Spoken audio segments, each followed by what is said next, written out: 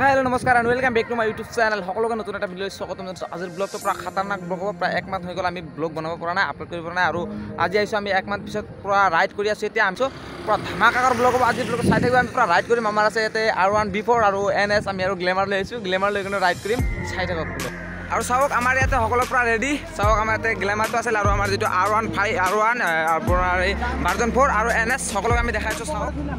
আৰু চাওক আমি এতিয়া সকলোকে এবাৰকে দেখাই দি আছো আৰু আমাৰ ৰাইড এতিয়া বহুত পুৰা ধামাকা খতৰনাক ৰাইড হ'ব চাওক আমাৰ ইয়াতে আছে মন্দিৰ আছে চাওক আৰু ইয়াতে আমাৰ আছে আজনুৰদা B4 চলাই কেনে পুৰা ৰাইড কৰিব আৰু এতিয়া মাসুদ চাওক NS লৈ কেনে ৰাইড আৰু লগত আছে আমাৰ ৰাজা আৰু ইয়াতে আছে আমাৰ কাৰিমুলদা NS যেটো NS লৈ কেনে পুৰা ধামাকা ৰাইড হ'ব চাই থাকক আমি এতিয়া আৰু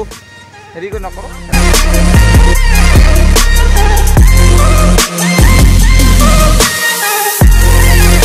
আৰু আমি পুৰা ধুনীয়াকৈ পাহাৰৰ মাজত পুৰা ধুনীয়াকৈ ৰাইড কৰি আছো কি কম এনেকা মজা লাগি আছে ৰাইড কৰি কিনে আজি কি কম মানে আৰু অলপ আগত অলপ মানে বৰষুণ হৈ গ'ল ন সেইকাৰণে ৰাস্তাটো আৰু হেৰি হৈছে অলপমান গুচি মানে সেই সৰু সৰু হিল আছে তো অলপ ৰিক্স হৈ আছে তো একো নাই পুৰা ধুনীয়াকৈ ৰাইড কৰি আছো আমি আৰু অতি সোনকালে আমি বিকাশ দাৰ লগতো ৰাইড কৰিম ভাবিছোঁ